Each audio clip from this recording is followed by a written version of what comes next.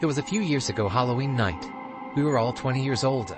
Right at that age where going to haunted house attractions is one of the best things to do on Halloween. The attraction was called Scarehouse Journey to the Basement or something. It was only open for 4 straight years in our town. It was never heard of again. This was its 4th and final year of operation. It was a very high quality and surprisingly scary haunted house. One of the best ones I've been to. This was not a tour guided attraction. It was a group exploration attraction.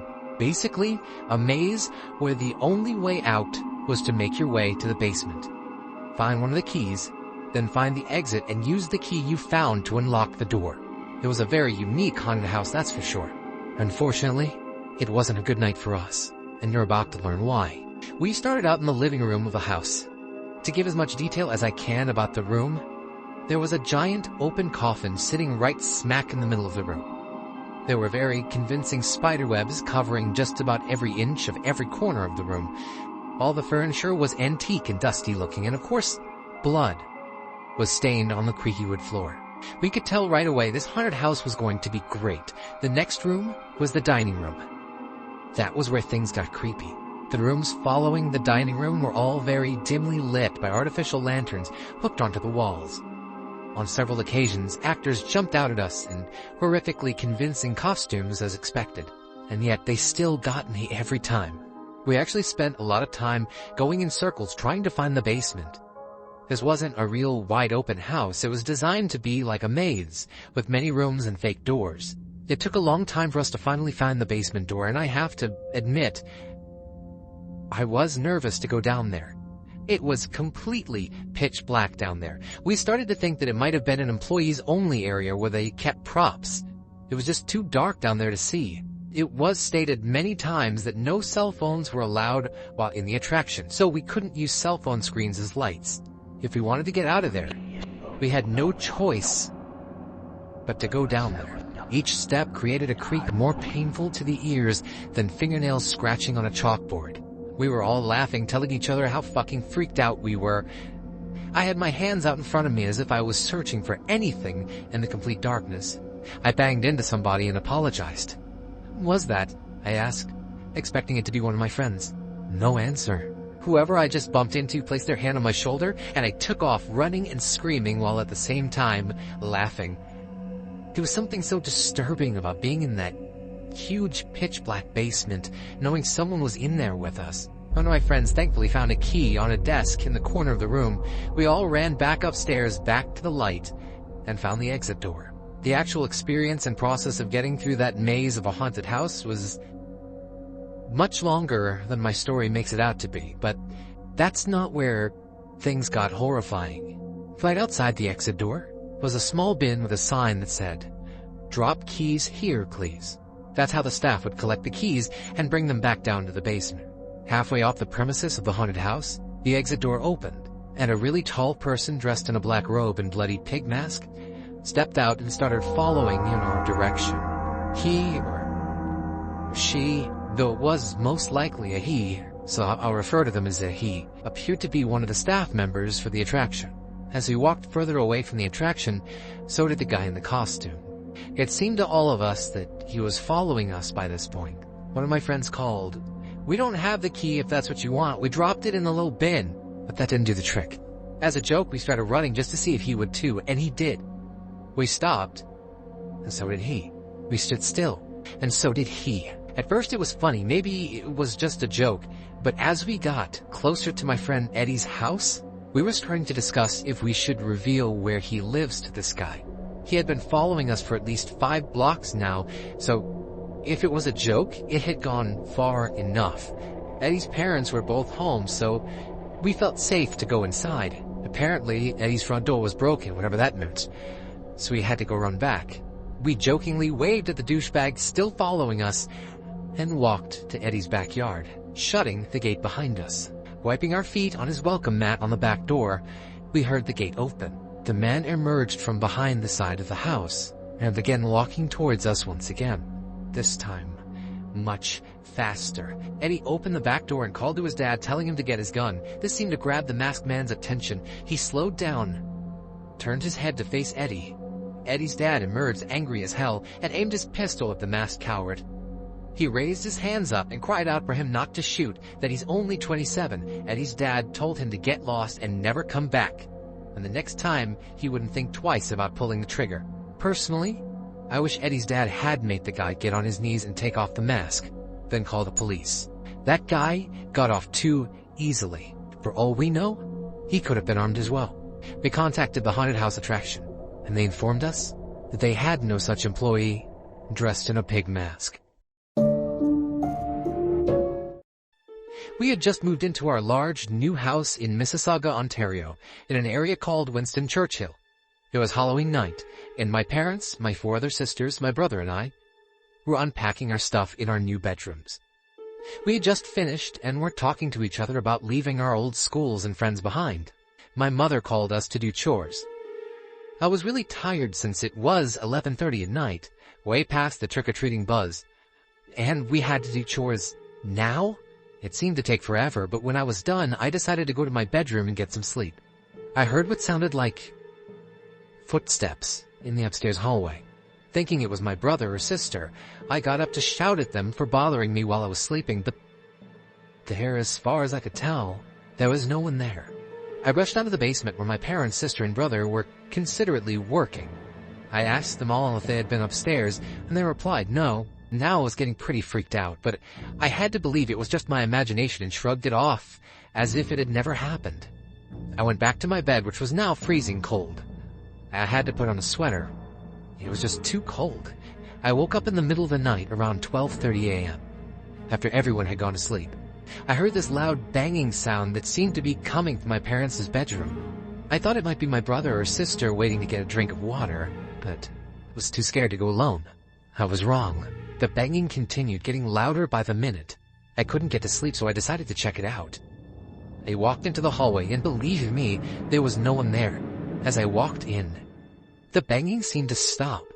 I stared at the door, only for a quick moment before deciding to go back to bed. After a couple of minutes, the banging started again. Now I was totally chilled to my very last bone. I tried to sleep again, but I couldn't. Very typical of me. The door to my bedroom creaked open, as if someone were pushing it lightly, but it was too dark to see who or what could have caused it. Hey, what the hell are you doing? Who is it? Let me go back to sleep. Very light footsteps began to move closer to my bed.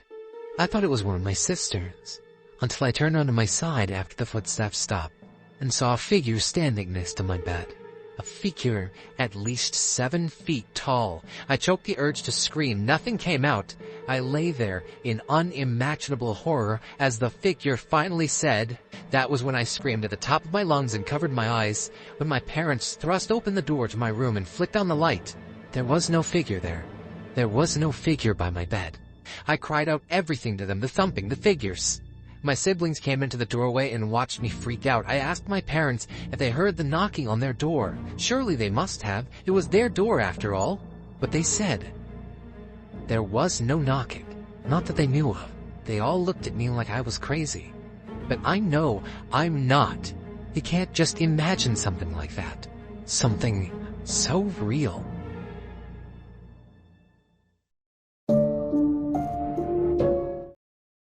This story took place on Halloween night. I took my 7-year-old daughter, Jamie, trick-or-treating for a few hours, and when we got back, I cooked dinner, we watched TV together, and then I sent her to bed. I was feeling especially tired that night, so I brushed up and went to sleep. Shortly after, my daughter entered the room and told me there was someone in her closet. I assured her there was no one in her closet. She has to sleep with me, but I once again assured her that she was safe in her room. She reluctantly went back to her room and shut the door. I made a mental note that if she came back again, I would walk her to her closet and show her that there's no one in there. Surely enough, 5 minutes later she came back. I asked her why she thought there was someone in her closet. She responded saying she heard someone moving around and things falling over. Honestly, when she said that, it kind of made my heart jump for a second. I walked her to her room and turned on the lights. I jokingly asked, "Is anybody in there?" We stood and listened. I didn't expect to hear anything. There it was, a thud from inside the closet. I screamed at Jamie to run to the neighbors and call the police. As she did, I swung the door open and was shocked to find the neighbor's son, Randy, sitting on top of my daughter's Lego box. I grabbed him by the collar of the shirt and yanked him up aggressively. I walked him angrily back to his parents' house next door and found Jamie ringing the doorbell. When they answered, I shoved him inside right into his father and explained everything. I told him I wouldn't press charges, but if I ever caught him near my daughter again, they would all be sorry. Randy's dad, Mark, slapped him across the face, then asked me to come inside to allow Randy to explain himself. Me and Jamie both went inside. Apparently, while I was taking Jamie trick-or-treating, he had snuck into our house through an open window and hid in her closet with his friend Daryl. I asked him if this Daryl kid was still in my house. He said yes. I told Jamie to wait with Mark while I ran back into my house, and right as I entered, there he was. This Daryl kid, uglier and shadier looking than Randy. He had my daughter's underwear in his hand. What I did next was completely out of fatherly protective anger. I grabbed the little shit by the throat and threw him to the floor, slapping him 4 times in the face, then hesitantly allowing him to get up and leave. The only reason I didn't call the police was because of my close friendship with Mark. But I made my point very strongly that if they ever so even waved to my daughter again, they would be in the news the next day. We went back to sleep. I let Jamie sleep with me after that incident. She was horrified. The next morning I found a small drill hole in her closet door. The sick little bastards were spying on my daughter while she slept, at the same time playing with her underwear. Maybe you don't understand the horror of this story unless you're a parent, but there are many days where I think I made a mistake not calling the police. I still can, but nothing has happened since, and I figure I shouldn't create more trouble now. Jamie's 13 now, and that creep Randy has since gone away to college.